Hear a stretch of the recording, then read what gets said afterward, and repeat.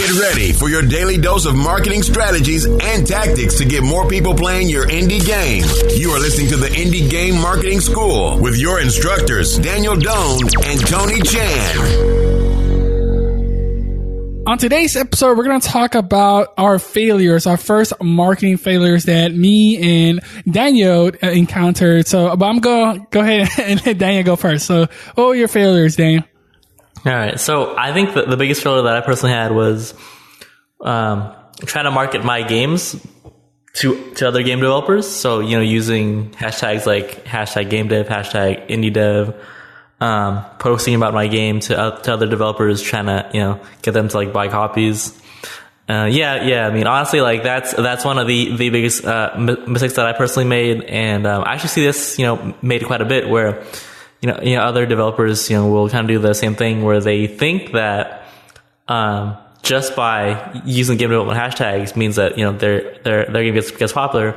And so, they'll get like a couple hundred likes or something on social media and they'll be like, oh, wow, this is awesome. But it turns out when they launch, their game doesn't sell anything because they were targeting the wrong audience the whole time.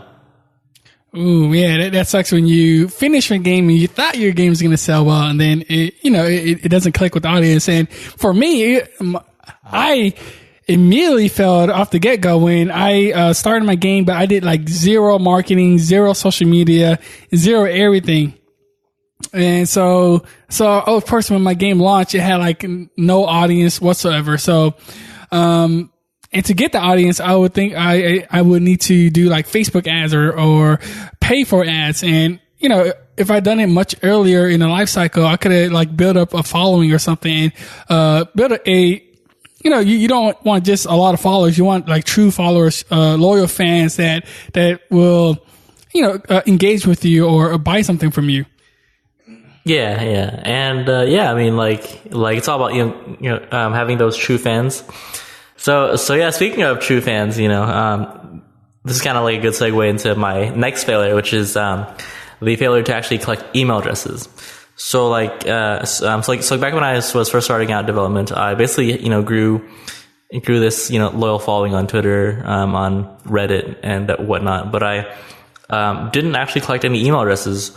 So it was hard for me to like communicate with my fans directly, keep them updated on new, patches. And overall, like it was kind of like developing in the dark sometimes. I mean, yeah, sure. Like I had Reddit and I had Twitter and I could, kind of communicate to my audience via those channels.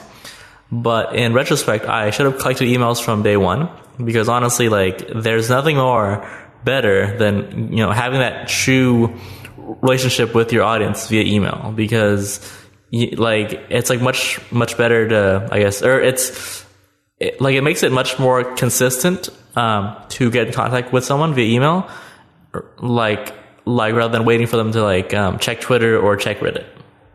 Yeah, when people are willing to give their personal email to you, that's your chance to update them on your game or update them on what you're doing with your company. And you could like send a mass email at once. And so the more emails you get, the more eyes you can get on your game. That's the gist of it. And so yeah, it's always important to get the email list. And indie, they're new. How would they get someone emails address? I guess they would have to like test out a lot of different ways to getting emails, or is there like a successful way for new indies to get people's email? So when it comes to like being a new game developer, it's all about trying to figure out what the audience values and then give it to them, and then also relate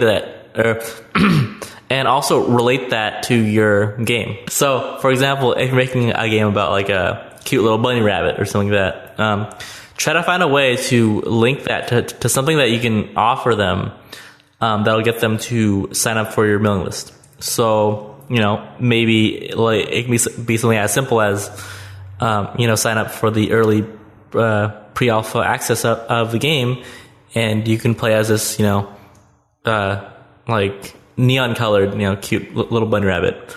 Or it could be something as weird as you actually contracting someone to make you like a stuffed bunny rabbit.